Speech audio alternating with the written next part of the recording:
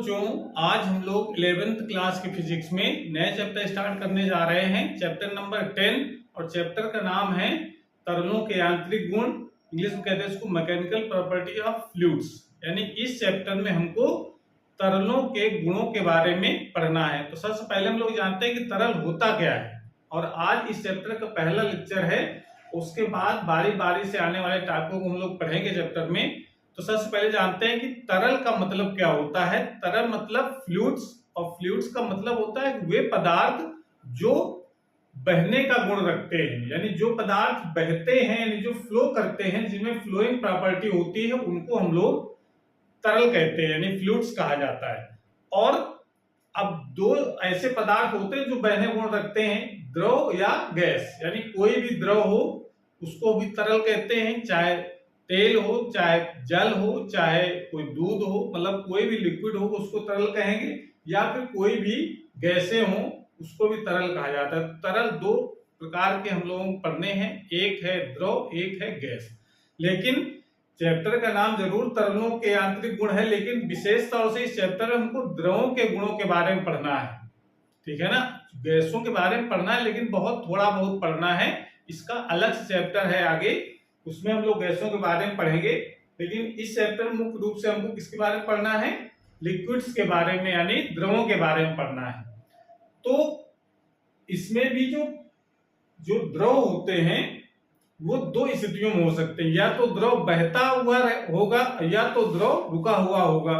तो दोनों में जो रूल्स हैं, यानी जो नियम हैं द्रव दाब के, वो अलग अलग होते हैं। तो सबसे पहले हम लोग बात करेंगे जब द्रव रुका हुआ होगा, और जब रुका होता है उस समय जो अध्ययन किया जाता है उस भौतिक विज्ञान की शाखा को हम लोग कहते हैं द्रव स्थितिकी, यानी हाइड्रोस्टैटिक्स। मतलब समझिए कि जो तरल का जो अध्ययन करना है, तरल का जो अध्ययन है वो दो भागों में आपको करना है। एक है द्रव स्थितिकी,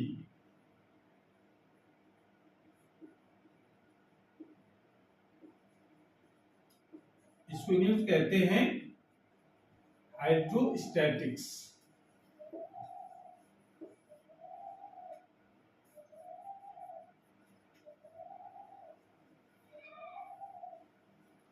और दूसरा भाग होता है जो कहा जाता है द्रव गतिकी।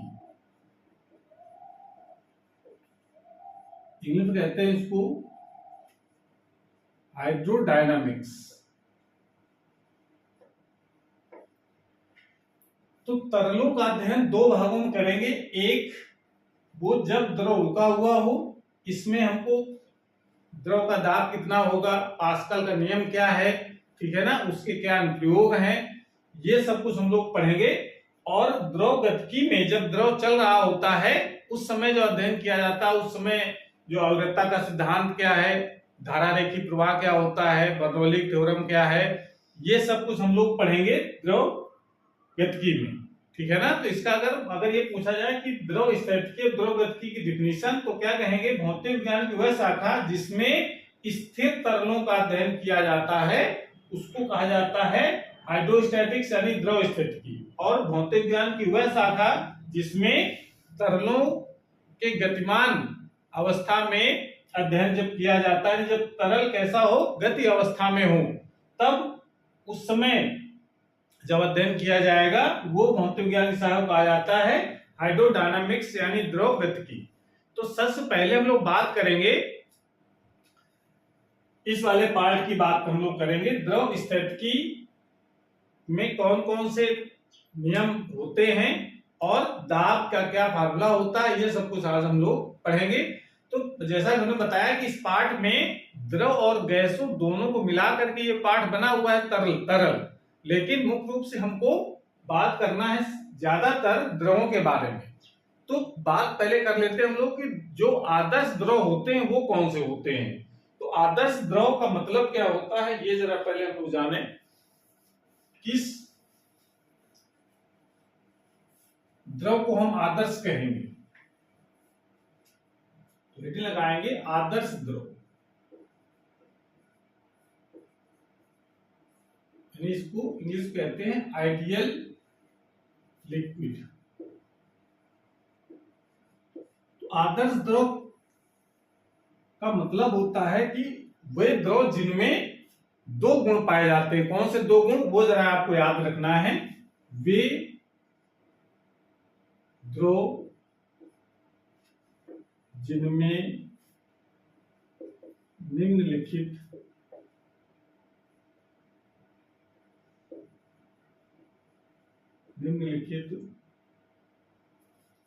दो गुण पाए जाते हैं, आदर्श द्रव कहलाते हैं।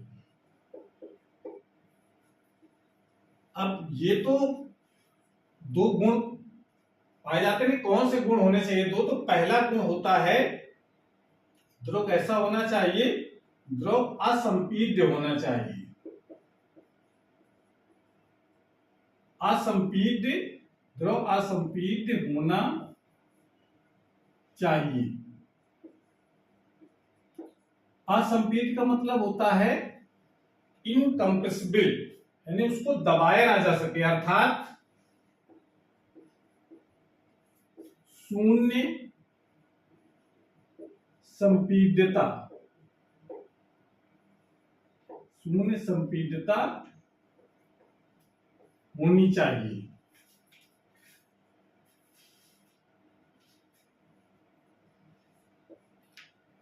यानी पहला गुण तो यह है कि द्रव कैसा होना चाहिए? असंपीड्य होना चाहिए। असंपीड्य मतलब इंग्लिश में कहते हैं उसको इनकम्प्रेसिबल, यानी उसको, उस द्रव को अगर किसी बर्तन भर के दबाया जाए तो उसके आयतन में तनिक भी परिवर्तन ना हो, मतलब जितना आयतन है उतना ही रहे। ठीक है, तो इसका मतलब उसको दबाया जाए, इसका मतलब है कि उसकी जो संपीड्यता है वो कैसी होनी चाहिए? शून्य होनी चाहिए। कुल मिला कह सकते हैं कि जो द्रव को दबाया जाए तो उसके घनत्व में कोई चेंज ना। भाई आयतन अगर कम होगा दबाने से तो उसका घनत्व क्या होगा? बढ़ जाएगा, पर ऐसा नहीं होना चाहिए। यानी आयतन भी क्या होना चाहिए? उसका जो घनत्व है वो भी नियत होना चाहिए। घनत्व क्या होता है? द्रव्यमान बटे आयतन। अगर आयतन अगर नियत है तो फिर उसका घनत्व भी नियत रहेगा। आयतन अगर बढ़ेगा तो घनत्व का मान घटेगा, आयतन अगर घटेगा तो घनत्व का मान बढ़ेगा। तो इसका मतलब है कि जब आयतन चेंज नहीं हो रहा है, इसका मतलब है कि उसकी जो आदर्श द्रव पर दाब का कोई प्रभाव नहीं पड़ता है। दूसरी बात, दूसरा गुण कौन सा होना चाहिए? द्रव अश्यान होना चाहिए। अश्यान, अश्यान मतलब नॉन विस्कस होना चाहिए।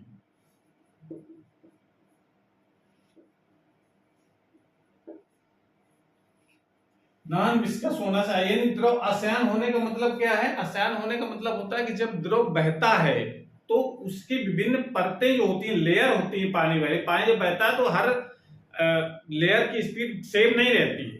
किसी की लेयर इसकी कोई लेयर ज्यादा स्पीड से बहती है, किसी कोई लेयर कम स्पीड से बहती है। तो उनके बीच जब सापेक्ष गति होती है तो उनके मतलब दो लेयर जैसे बह रही हैं, दो लेयर जब बहती हैं ऐसे करके, तो एक स्पीड कम एक ज्यादा है तो क्या होगा? इन दोनों लेयरों के बीच में एक स्पर्श रेखी घर्षण बल कार्य करता है, वो शून्य होना चाहिए। इस घर्षण बल को यहाँ पर तरलों के लिए हम लोग यूज करते हैं श्यान बल, यानी श्यान बल जो है वो शून्य होना चाहिए। ऐसे द्रव को हम कहते हैं आदर्श द्रव। यानी इसकी जो श्यानता है, अर्थात द्रव की श्यानता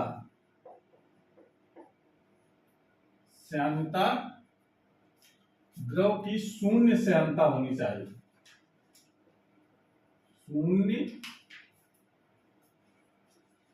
श्यानता होनी चाहिए, मतलब उनके बीच स्पर्श रेखी जो घर्षण बल है जिसको हम लोग श्यान बल कहते हैं वो शून्य होना चाहिए। बाकी दो लेयर अगर रखी हुई हैं तो उसका जो भार है वो तो नीचे वाले पर लगेगा, लेकिन उनके बीच जो घर्षण बल है, जिसको हम लोग यहाँ पर कौन सा शब्द यूज करते हैं, श्यान बल, यानी जो परतों में कार्य जो करता है घर्षण बल, उसको हम लोग क्या कहते हैं, श्यान बल, वो शून्य होना चाहिए। यानी उनके बीच अगर द्रव की परतों की जगह सापेक्ष गति है तो उनके बीच जो स्पर्श रेखी जो घर्षण बल है वो शून्य होना चाहिए। ऐसे दो गुण जिनमें होता है उसको हम लोग कहते हैं आदर्श द्रव। तो इस पूरे चैप्टर में हम लोग जो भी द्रव की बात करेंगे वो सब आइडियल लिक्विड होंगे और उन्हीं के गुणों के बारे में हमको पढ़ना है। इसको नोट कर लीजिए। उसके बाद फिर हम पढ़ते हैं मेन रूप से दाब के बारे में।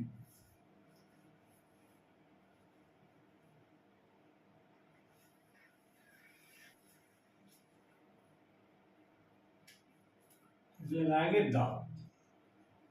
दाब मतलब होता है प्रेशर, इंग्लिश में कहते हैं। आप पढ़ चुके हो, कोई नई चीज नहीं पढ़ना है, लेकिन इसको जल्दी से रिवाइज करना है ताकि आगे वाले टॉपिक हमको समझ में आए।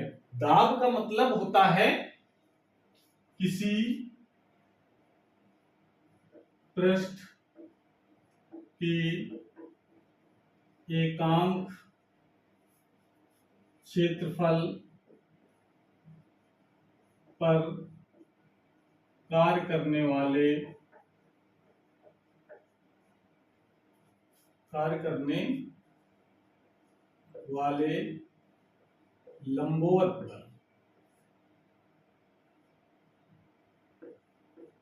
लंबवत बल को दाब कहते हैं। ये हमेशा आप देख सकते हैं, किसी पृष्ठ के एकांक क्षेत्रफल पर कार्य करने वाले लंबवत बल को दाब कहते हैं। और इसका सिंबल भी आपको याद रखना है, इसे P से, कैपिटल P से प्रदर्शित करते हैं। तो इसका मतलब है कि दाब बराबर सूत्र क्या लिखा जाएगा, दाब बराबर बल बटे क्षेत्रफल। लेकिन ध्यान क्या देना है, यहां पर केवल बल से कहने से काम नहीं चलेगा। बल कैसा होना चाहिए, लंबवत। जैसे अगर मान लेते हैं कोई तल है ये और इस पर अगर कोई बल लगाया जाए F, तो अगर ये 90 डिग्री में है तो जो इसका एरिया होगा F/A हो जाएगा, क्योंकि लंबवत बल कार्य कर रहा है। तो यहां पर एक्चुअल में शब्द, यहां पर एक लंबवत शब्द यहां पर यूज करना है। बल कैसा होना चाहिए, लंबवत। अगर लंबवत नहीं है, मान लेते हैं बल को इस तरीके का लग रहा है, कोई सरफेस है हमारे पास और बल कुछ इस तरीके से लगा है इससे, तो और ये एरिया, इसका जो सरफेस एरिया है जिस पर फोर्स लगा हुआ है वो A है, तो अगर यहां पर F/A कर देंगे तो फिर गलत हो जाएगा। बल कैसा होना चाहिए, लंबवत। इसका मतलब कि यहां दाब नहीं लगेगा, दाब लगेगा, लेकिन इस बल का लंबवत कंपोनेंट कितना है, लंबवत घटक कितना है, वो आपको निकालना पड़ेगा। पहले जो परपेंडिकुलर घटक होगा वो यहां पर लिखा जाएगा। मतलब आपको समझ आया है, सबसे महत्वपूर्ण यहां शब्द क्या यूज किया गया है, लंबवत बल। तो ये दाब का सूत्र आपको याद रखना है। सिंबल को लिखना चाहें तो प्लीज क्या लिख सकते हैं, F/E। F मतलब लंबवत बल, बस ये ध्यान रखना है। F कैसा होना चाहिए, लंबवत बल होना चाहिए पृष्ठ पर। जिस पृष्ठ पर बल लगा है उस पृष्ठ के अभिलंबवत कितना फोर्स लगा है वो है लंबवत बल अपॉन एरिया। यानी एरिया अगर 1 होगा तो F का जो मान होगा वो P के बराबर हो जाएगा। उसी आधार पर भाषा लिखी गई है, किसी पृष्ठ के एकांक क्षेत्रफल पर कार्य करने वाले लंबवत या अभिलंबवत बल को दाब कहते हैं। इसे P से प्रदर्शित किया जाता है। तो ये तो इसका मेन फार्मूला हो गया। अब जरा इसका मात्रक हम लोग जान लें। तो सबसे पहले तो जानते हैं दाब का मात्रक। दाब का मात्रक SI पद्धति में अब बल बटे क्षेत्रफल है तो न्यूटन प्रति मीटर स्क्वायर,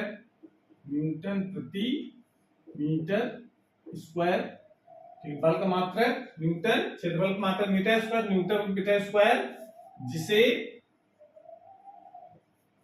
पास्कल।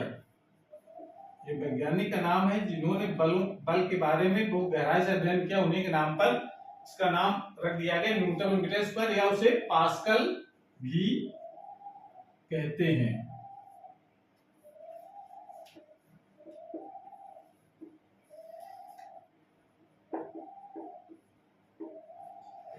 दाब का मात्रक एसआई पद्धति न्यूटन मीटर स्क्वायर, जिसे पास्कल भी कहते हैं। सीजीएस पद्धति में इसका मात्रक क्या होगा? सीजीएस पद्धति में दाब का मात्रक, अब सीजीएस पद्धति में दाब का मात्रक क्या हो जाएगा? न्यूटन की जगह क्या हो जाएगा? डाइन प्रति सेंटीमीटर स्क्वायर होता है। तो ये इसका सीजीएस पद्धति में मात्रक हो जाएगा, ठीक है ना। एसआई पद्धति में न्यूटन प्रति मीटर स्क्वायर का हो या पास्कल का हो, दोनों का मतलब एक ही है, लेकिन डाइन पर सेंटीमीटर स्क्वायर ये सीजीएस पद्धति का मात्रक होता है। एसआई पद्धति में पास्कल बता सकते हैं, पास्कल को हम लोग यहाँ पर सिंबल के रूप पीए लिखते हैं, पीए, और सीजीएस पद्धति में डाइन प्रति सेंटीमीटर स्क्वायर, ठीक है। इसके अन्य जो मात्रक होते हैं दाब के, वो भी आपको याद रखना है, न्यूमेरिकल की जरूरत पड़ेगी। दाब के अन्य मात्रक होता है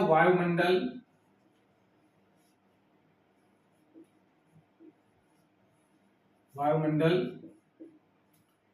एटमॉस्फेरिक प्रेशर, वायुमंडल, या फिर इसको कहते हैं हम लोग बार। दूसरा नाम है बार, एक होता है टार। ये इसके मात्रक होते हैं। दाब के अन्य मात्रक वायुमंडल, बार या टार। इसका जरा संबंध हमको याद रखना है कि इसका एसआई पद्धति से क्या संबंध है। तो एक या ध्यान रखना है, एक वायुमंडल बराबर 1.013 इंटू 10⁵ न्यूटन प्रति मीटर स्क्वायर, या एक बार बराबर होता है 10⁵ न्यूटन प्रति मीटर स्क्वायर, और एक टार होता है 133 न्यूटन प्रति मीटर स्क्वायर। न्यूटन पर मीटर स्क्वायर और पास्कल ये इक्वल ही होते हैं। 1 न्यूटन पर metre square equal to 1 pascal. ये इसमें कोई अंतर नहीं करना है, जहां न्यूटन पर मीटर स्क्वायर लिखा उसकी जगह हम पास्कल लिख सकते हैं। तो ये तो उसके अन्य मात्रक हो गए, तो इसको नोट कर लीजिए, उसके बाद फिर हम लोग और बातें करते हैं। अभी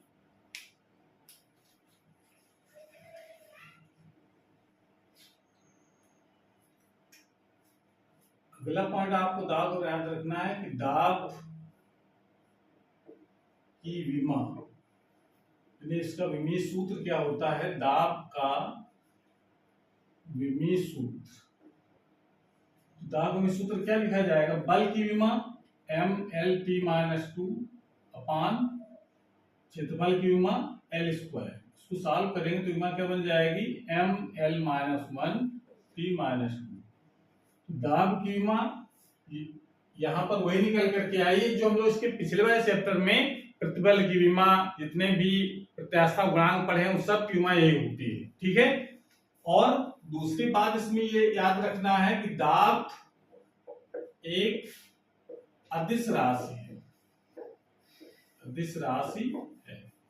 यानी इसमें कोई डायरेक्शन नहीं होती है। जब किसी पर फोर्स लगाया जाता है तो इसमें डायरेक्शन को नहीं दिखाते हम लोग, किस दिशा में दाब लगाया गया है। फोर्स तो अदिश राशि, सदिश राशि है, लेकिन दाब जो है वो अदिश राशि के श्रेणी में रखा गया है। एक्चुअल में दाब एक टेंसर राशि है, नो सदिश है ना आदिश है, लेकिन तब भी हम लोग उसको अदिश राशि की श्रेणी में हम लोग काउंट करते हैं। तो इतनी बात तो थी हमारे दाब के बारे में जानना था। उसके बाद आप हेडिंग लगाइए घनत्व। घनत्व मतलब डेंसिटी।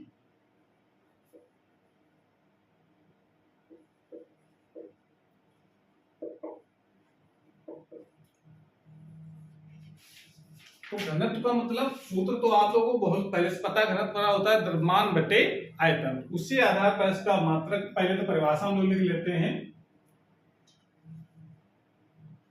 किसी पदार्थ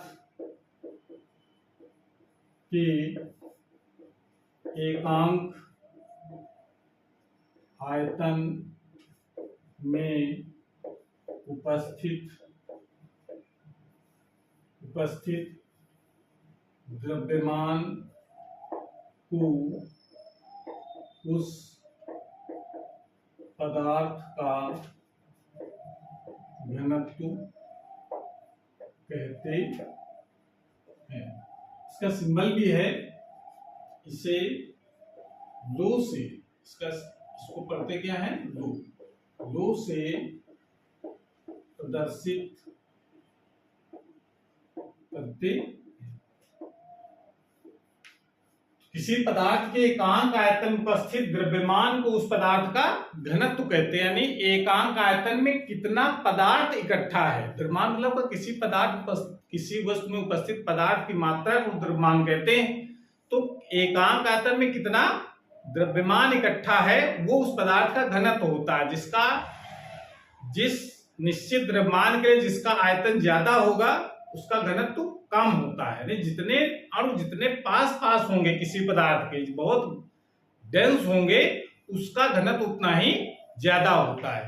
तो इसका सूत्र हम लोग लिख सकते हैं, घनत्व बराबर द्रव्यमान बटे आयतन, या इसको सिंबल में है तो rho equal to mass upon value, rho equal to M upon V. तो ये इसका तो फार्मूला है, समझ में आ रहा है।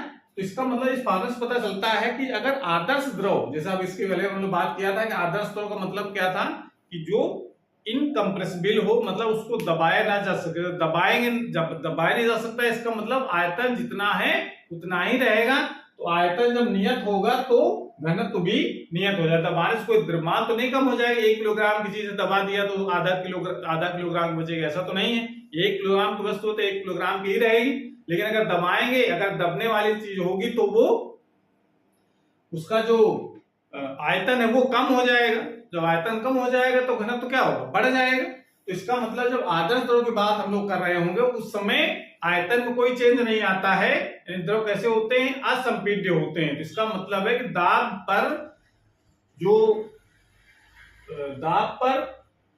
का प्रभाव घनत्व पर नहीं पड़ता है, ठीक है ना।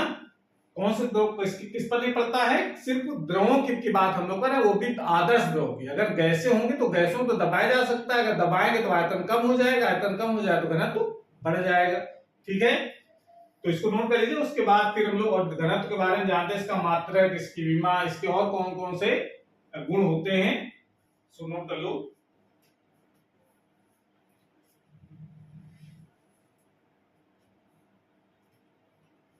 तो सूत्र अभी हम लोगों ने जाना कि रो इक्वल टू होता है एम अपॉन वी, यानी द्रव्यमान बटे घनत्व, द्रव्यमान बटे आयतन। और ये किसके बराबर लिखा गया है, घनत्व। यहां से जरा हमको ये चीज जाननी है कि घनत्व का सबसे पहले जरा मात्रक जानते हैं हम लोग। घनत्व का मात्रक एसआई पद्धति में मात्रक बताइए क्या हो जाएगा इसका, द्रव्यमान बटे आयतन है, यानी किलोग्राम प्रति मीटर क्यूब, किलोग्राम प्रति मीटर क्यूब, तथा ये तो एसआई पद्धति में हो गया, तथा सीजीएस पद्धति में क्या होगा, सीजीएस पद्धति में द्रव्यमान का मात्रक ग्राम और आयतन का मात्रक सेंटीमीटर क्यूब। तो ग्राम प्रति सेंटीमीटर क्यूब ये सीजीएस पद्धति में मात्रक होता है। तो घनत्व का एसआई पद्धति में किलोग्राम पर मीटर क्यूब, मीटर क्यूब तथा सीजीएस पद्धति में ग्राम सेंटीमीटर क्यूब होता है। इसकी जरा विमा देखो क्या हो जाएगी, घनत्व की विमा। तो घनत्व की विमा क्या होगी, द्रव्यमान है इसके m लिखेंगे और आयतन की जगह लिखा जाएगा विमा इसके लिखेंगे L क्यूब। इसको सॉल्व करें तो क्या बन जाएगा ml-3, ये इसकी विमा हो जाएगी ml की घात -3 हो जाएगी। घनत्व, घनत्व भी एक अदिश राशि होती है, घनत्व एक अदिश राशि होती है। ये भी, इसमें भी दिशा का कोई लफड़ा नहीं होता है। ठीक है, तो ये तो एक सामान्य सी बातें थी। और जानना है, जैसा अभी बात कर रहे थे हम कि द्रव को, द्रव पर अगर दाब लगाया जाए तो उसके घनत्व पर कोई चेंज नहीं आता है। यानी कह सकते हैं कि द्रव दाब परिवर्तन से, दाब परिवर्तन से द्रव का घनत्व अपरिवर्तित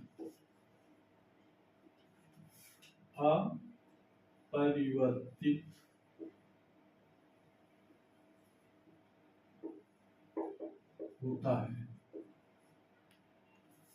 दाब परिवर्तन से द्रव का जो घनत्व है, द्रव का कौन सा द्रव की बात कर रहे हैं हम लोग इस पाठ में, आदर्श द्रव की। तो कोई अगर आदर्श द्रव है तो दाब बढ़ाने से या घटाने से उसके घनत्व में कोई चेंज नहीं आता है। क्यों नहीं आता है, क्योंकि जो द्रव होता है वो असंपीड्य होता है, उसको दबाया नहीं जा सकता है, मतलब उसका आयतन कम नहीं कर सकते हैं ना बढ़ा सकते हैं। इस कारण से दाब परिवर्तन से उसके घनत्व में कोई चेंज नहीं आता है। लेकिन दाब परिवर्तन से, दाब परिवर्तन से गैसों का घनत्व परिवर्तित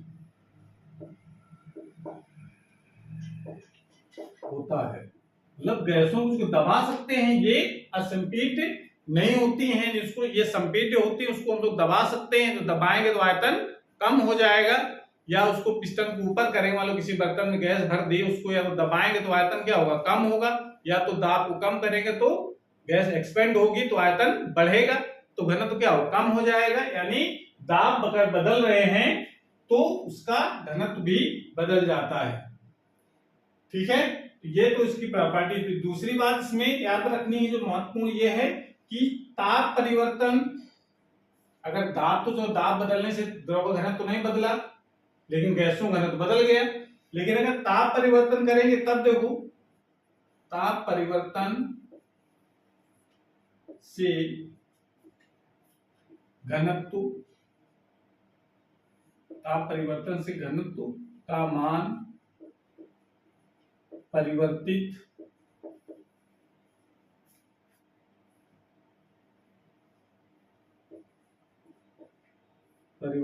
होता है। अब ये देखो, यहां ताप अगर बदलेंगे तो चाहे द्रव हो चाहे गैस हो, दोनों में घनत्व का मान बदल जाएगा। क्यों बदल जाएगा, क्योंकि जब ताप बढ़ाएंगे तो उस पदार्थ के अणुओं के बीच की दूरी बढ़ती है, ठीक है ना, फैलने का प्रयास करता है। जब फैलेगा तो आयतन क्या होगा, बढ़ेगा, जब आयतन बढ़ेगा तो घनत्व घट जाता है। तो ये जो सामान्य सी बात हमने बताई है, ये अधिकतर द्रवों के लिए है या गैसों के लिए है कि जब टेम्परेचर बढ़ाएंगे तो घनत्व का मान क्या होगा, घटेगा, क्योंकि आयतन उसका बढ़ जाता है। तो इस सामान्य अवस्था में, इसको जरा नोट कर लीजिए पहले,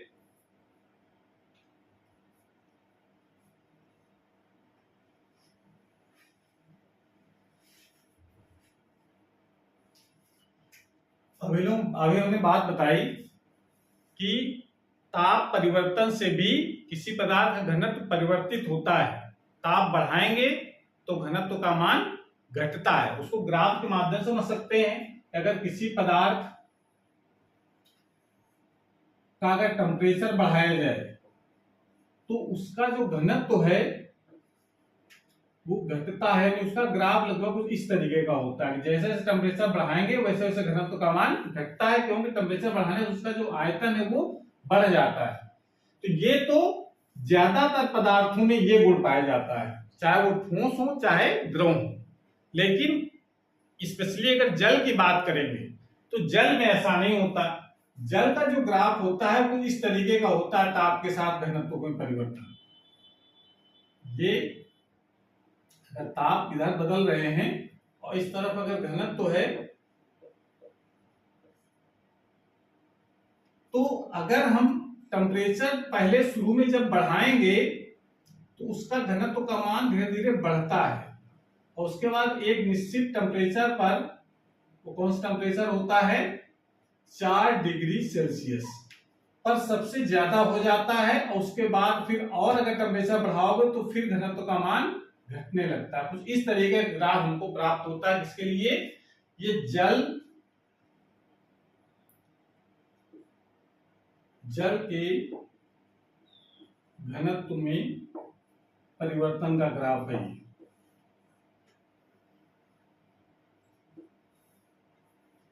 जल, ये स्पेशली जल के, और ज्यादातर पदार्थ जल के अलावा कोई पदार्थ चाहे ठोस हो चाहे गैस हो, सबके लिए ज्यादा ये प्रॉपर्टी लागू होती है। टेम्परेचर बढ़ाओगे तो हमेशा घनत्व का मान घटेगा, लेकिन जल में एक ऐसा गुण होता है जो जिसके कारण टेम्परेचर शुरू में जब बढ़ाएंगे तो 4 डिग्री सेल्सियस तक तो घनत्व का मान बढ़ता है, और बढ़ते बढ़ते सबसे मैक्सिमम हो जाता है। वो मैक्सिमम वैल्यू कितनी होती है आपको याद रखनी है, 10⁻³ किलोग्राम प्रति मीटर क्यूब। इतना घनत्व मैक्सिमम होता है किस डिग्री सेल्सियस पर, 4 डिग्री सेल्सियस पर। तो 4 डिग्री सेल्सियस पर घनत्व का मान सबसे ज्यादा, उसके बाद 4 से कम होगा तो घनत्व का मान कम होगा, 4 से ज्यादा होगा तो भी घनत्व का मान कम होता है। समझ में आ रहा है? तो जब इसका मतलब जब घनत्व सबसे ज्यादा होगा तो आयतन क्या होगा, सबसे कम। तो इसका सिंपली आप याद कर सकते हैं, 4 डिग्री सेल्सियस पर जल का घनत्व अधिकतम यानी 10⁻³ किलोग्राम प्रति मीटर क्यूब, या इसको लिख सकते हैं 1 ग्राम प्रति सेंटीमीटर क्यूब होता है। 4 डिग्री सेल्सियस जल घनत्व अधिकतम कितना होता है, 10⁻³ किलोग्राम पर मीटर क्यूब, या उसको सीरियस में लिखा जाए तो 1 ग्राम पर सेंटीमीटर क्यूब होता है। और लेकिन जब घनत्व सबसे अधिक होगा तो उसका आयतन क्या होगा, उसमें सबसे कम। तो दूसरी बात आप जनरल जीके के लिए याद रखना है कि 4 डिग्री सेल्सियस पर जल का आयतन न्यूनतम होता है। तो आयतन होता है वो सबसे कम होगा, लेकिन घनत्व का मान सबसे ज्यादा रहता है। और यही गुण जल के लिए महत्वपूर्ण है। इसी गुण के कारण जो है सर्दियों के समय जहां बर्फ गिरती है वहां पर बर्फ के नीचे मछलियां जीवित रहती हैं। वो जल का एक असामान्य प्रसार की श्रेणी में आता है। तो ये गुण जल का बहुत महत्वपूर्ण है, और इसी गुण से जो जंतु होते हैं वो जहां बर्फ पड़ती है, या कह सकते हैं कि सर्दियों में जब बर्फ जम जाती है किसी तालाबों में, तो ऊपर तो बर्फ जमी रहती है, लेकिन अंदर जो है मछलियां या कोई भी जलीय जीव जंतु होते हैं वो सब जिंदा बने रहते हैं, जो वहां अंदर बर्फ नहीं जम पाती है। इसी गुण के कारण होता है। तो ये गुण केवल किसमें पाया जाता है, जल में। ठीक है, तो ये पॉइंट आपको ध्यान रखना है, इसको नोट कर लीजिए। उसके बाद फिर एक महत्वपूर्ण और चीज हमको पढ़नी है, इसको नोट कर लो।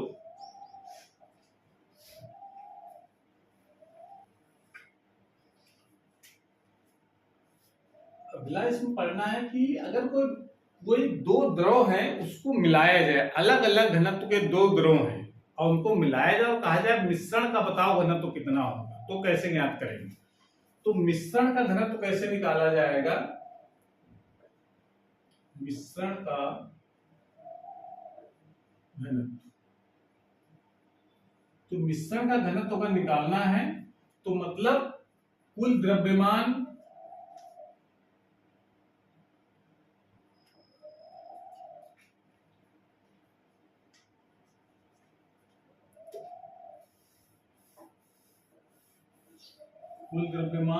बटे कुल आयतन, ये करना है। मतलब इसका ये है कि कुल द्रव्यमान मतलब जैसे दो द्रव हैं, जैसे मान लो एक द्रव इस बर्तन में रखा हुआ है,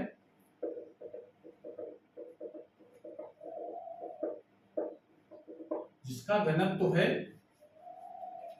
2:1 मान लेते हैं, ठीक है ना। और दूसरा एक द्रव दूसरे बर्तन में रखा है, जिसका जो घनत्व है 2:2, और इन दोनों को एक ही बर्तन में मिला दिया जाए, मतलब यहां पर दोनों को मिला दिया जाए तो यहां जो घनत्व होगा वो कितना हो जाएगा, कैसे ज्ञात करा जाए, न्यूमेरिकल के लिए काफी इंपॉर्टेंट टॉपिक। तो इसका घनत्व कितना होगा वो मान लेंगे रो है, तो रो का मान कैसे निकाला जाएगा, कुल द्रव्यमान बटे कुल आयतन, मतलब जो द्रव मिलाए जा रहे हैं उनका द्रव्यमान कितना है, मान लो इसका m1 है, इसका m2 है, इसका आयतन है v1, इसका आयतन है v2। तो जब मिलाओगे तो यहाँ पर द्रव्यमान कितना हो जाएगा, m1 प्लस m2, आयतन क्या हो जाएगा v1 प्लस v2। तो इसका मतलब यहाँ पर कुल द्रव्यमान क्या बनेगा, m1 प्लस m2 बटे कुल आयतन कितना हो गया, v1 प्लस v2। तो ये इस फार्मूले से तो हम निकाल सकते हैं कि इस जो मिक्सचर है उसका घनत्व का मान कितना होगा। लेकिन अगर स्पेशल केस अगर करते हैं इसमें, यदि मिलाए जाने वाले जो द्रव हैं उनके घनत्व अलग अलग हैं, आयतन भी अलग अलग है, लेकिन हो सकता है उनके द्रव्यमान समान हो, यानी यदि m1 और m2 ये दोनों बराबर हो, दोनों बराबर द्रव्यमान के हैं, 2 किलोग्राम ये 2 किलोग्राम ये, आयतन अलग अलग हैं, तो वो मान लेते हैं m के बराबर है, ये हमने तो मान लिया कि दोनों बराबर है, उसका मान किसके बराबर है, m के बराबर। तो बताओ जरा इसका मिलाने के बाद से घनत्व का मान कितना आएगा।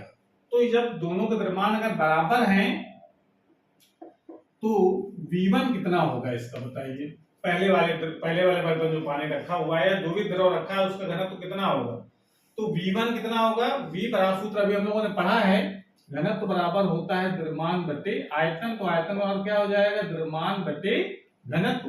तो पहले वाले द्रव का आयतन कितना होगा, द्रव्यमान कितना है m, m1 भी m के बराबर है, m2 भी m के बराबर है, दोनों इक्वल है, तो m लिख सकते हैं अपान से घनत्व कितना है ρ1 पहले वाले, और v2 का मान कितना है m अपान ρ2, ये हो जाएगा। ये जरा दोनों वैल्यू यहां पर रखोगे मेन फार्मूले में, और m1 की जगह m, m2 की जगह m रखो, कितना हो जाएगा, तो मिश्रण का जो घनत्व आएगा वो कितना होगा, मिश्रण का घनत्व रो इक्वल टू m1 की जगह m, m2 की जगह भी m अपान v1 की जगह m अपान ρ1 प्लस m अपान रूट। इसको सॉल्व करोगे तो ऊपर तो क्या हो जाएगा 2m, नीचे m कॉमन हो जाएगा, अंदर बचेगा 1 अपान ρ1 प्लस 1 अपान ρ2। इसको सॉल्व करो, m से m कैंसिल, ये एलसीएम लोगे तो ρ1 ρ2 एलसीएम आएगा, ये ऊपर चला जाएगा 2 ρ1 ρ2 अपान ρ1 प्लस, ये घनत्व का फार्मूला निकाल करके आ गया, रो इक्वल टू 2 ρ1 ρ2 अपान ρ1 प्लस ρ2। ये सब कब यूज करना है, जब दो द्रव मिलाए जा रहे हों और उनके द्रव्यमान बराबर हो, ठीक है ना, तब ये वाला फार्मूला यूज करना है हमको, ठीक है।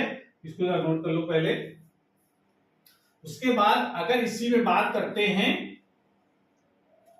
कि अगर द्रव्यमान न बराबर होकर के मान लो मिलाए जाने वाले द्रव्यों का आयतन बराबर है, यानी v1 और v2 बराबर है, वो मान लेते हैं v के बराबर है, तो क्या होगा, तो जब v1 v2 बराबर हैं तो ये तो इक्वल हो गया, तो मास कितना आएगा उनका, m बराबर, यानी m1 कितना होगा, पहले वाले बर्तन में m1 का मान कितना होगा, तो यहां से 95 करके m का मान निकालोगे तो क्या निकलेगा 2v। तो इसका मतलब है कि m1 किसका बराबर हो जाएगा, रो 1 v, आयतन तो इक्वल है, और m2 का मान किसका बराबर हो जाएगा, रो 2 v। तो रो का मान कितना आएगा, रो का मान, रो के लिए आप ये लगाएं m1, जगह कितना रखोगे, रो v1, रो v, ये कामा लगाए, और प्लस रो 2v अपान v1 की जगह v और v2 की जगह v2। v कॉमन होकर कट जाएगा, तो क्या बचा, v कॉमन अंदर बचेगा, रो 1 प्लस रो 2 अपान 2v, v से v कैंसिल, क्या बच गया, रो इक्वल टू आ गया रो 1 प्लस रो 2 अपान 2। ये फार्मूला आपको याद रखना, न्यूमेरिकल की सुविधा रहेगी, वरना अगर पूरा कॉन्सेप्ट याद रखते हैं तो कोई समस्या नहीं है। मेन फार्मूला आपको याद रखना है, कुल द्रव्यमान बटे कुल आयतन, जैसा कंडीशन दी गई उसके हिसाब से इसको वैल्यू रख करके सॉल्व कर सकते हैं। स्पेशली याद रखना है, तो rho equal to 2 rho 1 rho 2 upon rho 1 plus rho 2 कब लगाना है, जब मिलाए जाने वाले द्रवों के द्रव्यमान बराबर हो, तब यह फार्मूला। जब मिलाए जाने वाले द्रवों के आयतन बराबर हो तो सिर्फ उनका आधा करना है जोड़ करके, यानी रो 1 प्लस रो 2 बाई 2 करना है। समझ में आ रहा है? इस तरीके से हम ये घनत्व में जो परिवर्तन है मिश्रण का वो निकाल सकते हैं। नोट कर लीजिए। उसके बाद फिर हम लोग एक टॉपिक बचता है आपेक्षिक घनत्व किसे कहते हैं, उसको हम लोग जानेंगे।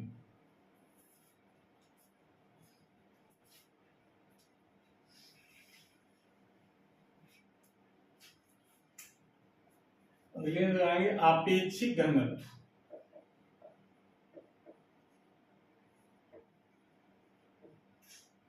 इंग्लिश कहते हैं इसको रिलेटिव डेंसिटी।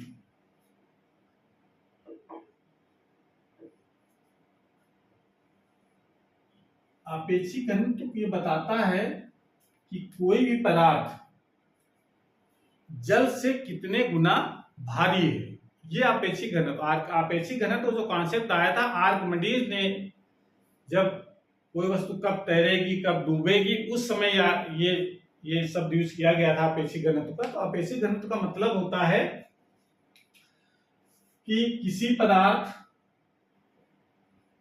परिभाषा हम लोग लिखेंगे उस प्रकार से लिखा जाएगा, किसी पदार्थ की घनत्व तथा जल के घनत्व के अनुपात को, किसी पदार्थ के घनत्व तथा जल के घनत्व के अनुपात को उस पदार्थ का आपेक्षिक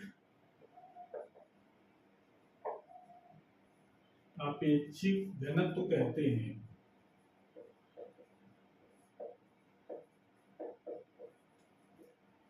रिलेटिव डेंसिटी मतलब हो गया कि अगर हम इसका सूत्र लिखेंगे, इस परिभाषा के साथ क्या लिखा जाएगा, आपेक्षिक घनत्व किसी भी पदार्थ का हो सकता है, लोहे का आपेक्षिक घनत्व, पानी का आपेक्षिक घनत्व, जल द्रव, कोई भी द्रव हो सकता है, तेल का आपेक्षिक घनत्व, सबका अपना अपना एक आपेक्षिक घनत्व होता है। आपेक्षिक मतलब क्या होता है कि वो जल से कितने गुना भारी है। आपेक्षिक घनत्व का सूत्र लिखेंगे हम लोग, आपेक्षिक घनत्व बराबर पदार्थ का घनत्व, पदार्थ का घनत्व बटे जल का घनत्व।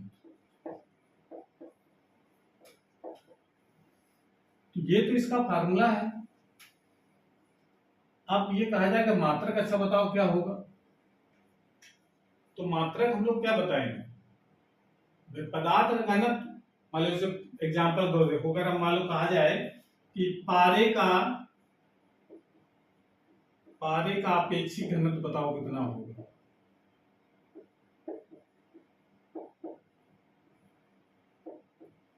आपेक्षिक घनत्व, तो पारे का आपेक्षिक क्वेश्चन कहा जाएगा, पारे का घनत्व लिखना है, तो जिस पदार्थ का आपेक्षिक निकाल रहे हैं पहले उसका घनत्व बटे जल का। जल का घनत्व कौन सा लेना है हमको, जो मैक्सिमम होता है 4 डिग्री सेल्सियस वाला, 10 की घात 3 जिसकी वैल्यू होती है।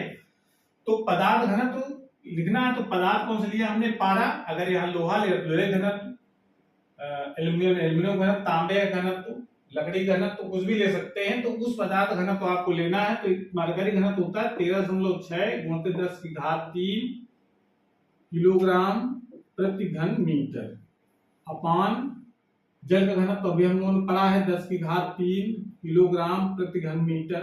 तो क्या बच जाएगा यहाँ पर 13.6 मात्रा लिखा जाएगा, किलोग्राम प्रति मीटर क्यूब तो कट गया, तो क्या बचा 13.6।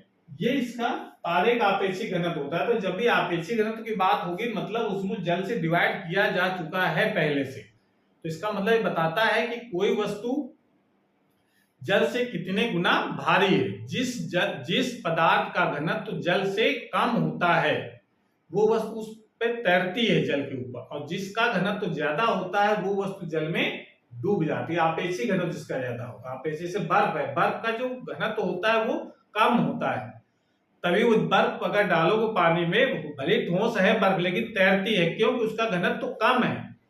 ठीक है ना। इसी प्रकार से लकड़ी का जो घनत्व होता है वो कम होता है। तो इस तरीके से हम कह सकते हैं जिसका घनत्व कम होगा जल से वो वस्तु उस पर तैरती है, जिसका घनत्व जल से ज्यादा होता है वो डूब जाती है। तो कोई वस्तु कब तैरेगी कब नहीं तैरेगी डिपेंड किस पर करेगा, आपेक्षिक घनत्व। तो ये मिलाकर कह सकते हैं कि आपेक्षिक घनत्व क्या बताता है कि कोई वस्तु जल से कितने गुना भारी है। तो इसका मतलब कह सकते हैं पारा जो है जल से 13.6 गुना भारी होता है। तभी अगर पारे को जल में अगर डाला जाए तो पारा क्या होगा, नीचे तली पर बैठ जाता है। तो इसका मतलब मात्रक की बात करते हैं, कन्फ्यूजन होता है। घनत्व का मात्रक तो होता है किलोग्राम पर मीटर, लेकिन आपेक्षिक शब्द लगा है मतलब घनत्व क्या होगा, कुछ नहीं होगा। तो आपेक्षिक घनत्व